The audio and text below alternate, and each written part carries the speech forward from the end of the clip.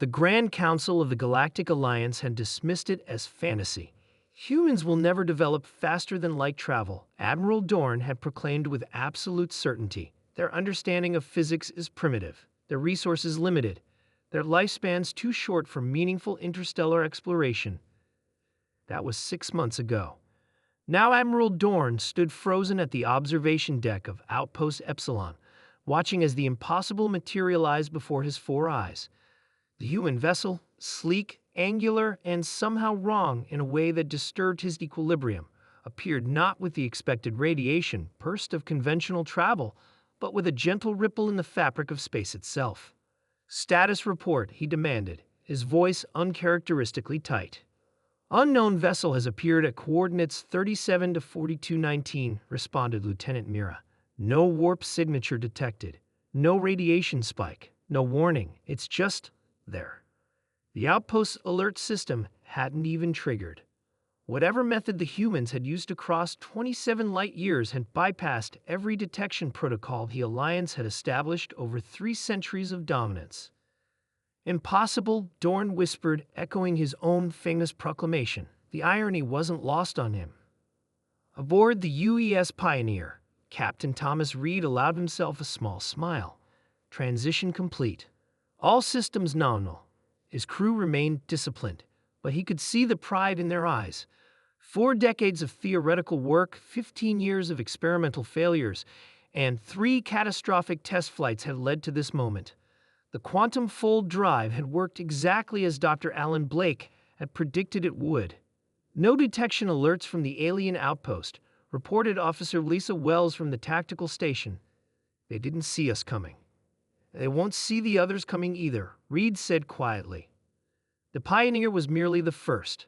5 more ships were scheduled to arrive in the next 24 hours, positioning themselves at critical junctures throughout what the Alliance had arrogantly designated as their sovereign territory. Reed thought back to the first contact 8 years ago.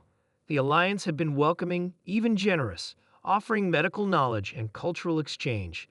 But when humanity had requested the right to colonize uninhabited systems within reach of their conventional ships, the answer had been an unbending no. "You are too unpredictable," the Alliance representative had explained with the condescending patience one might use with a child.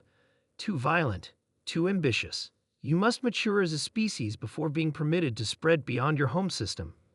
Humanity had smiled politely, thanked them for their wisdom, and returned to Earth. Then they got to work.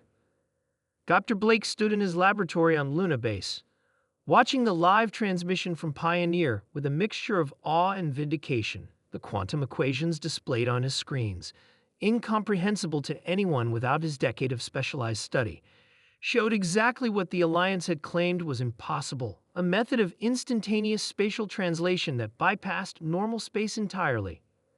"How long until they figure it out?" asked Director James, the weathered head of Earth Defense. "They'll detect the quantum wake eventually," Blake replied. "Perhaps a week, maybe a month, but by then..." He didn't need to finish the sentence. By then, humanity would have established itself throughout the region, a fait accompli that even the mighty Alliance would have to accept. On Earth, President Wilson addressed the United Nations Security Council. "The first phase of Operation Arrival has succeeded," she announced to the assembled representatives. Pioneer has appeared at the designated coordinates without detection. The quantum fold drive performed flawlessly. Applause rippled through the chamber. "Let us be clear about our intentions," she continued once the room quieted. "We do not seek conflict with the Galactic Alliance.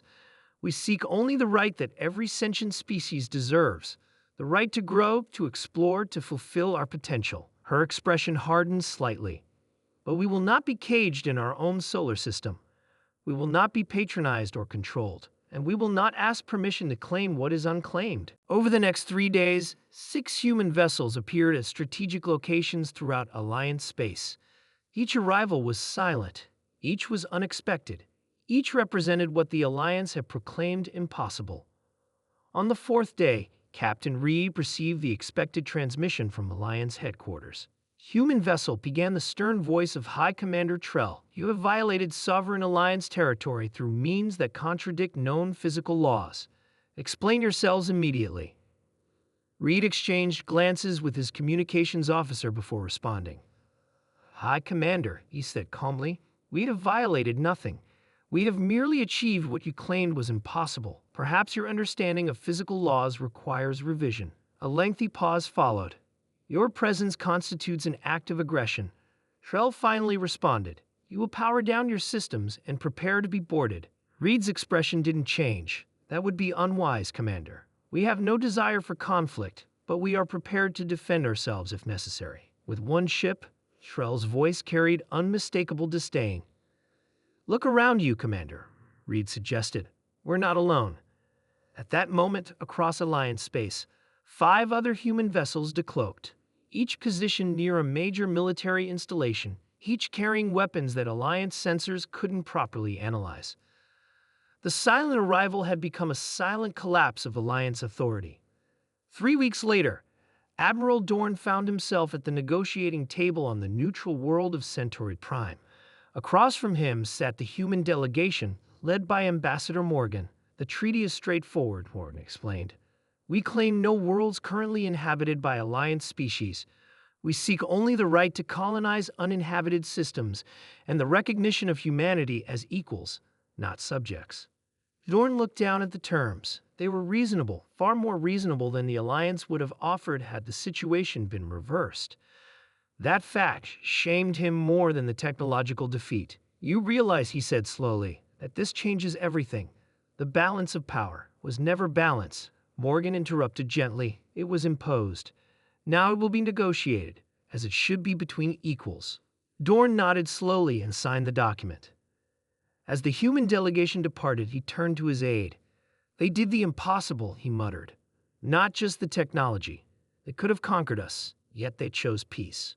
Perhaps, he reflected, the Alliance had been wrong about more than just physics.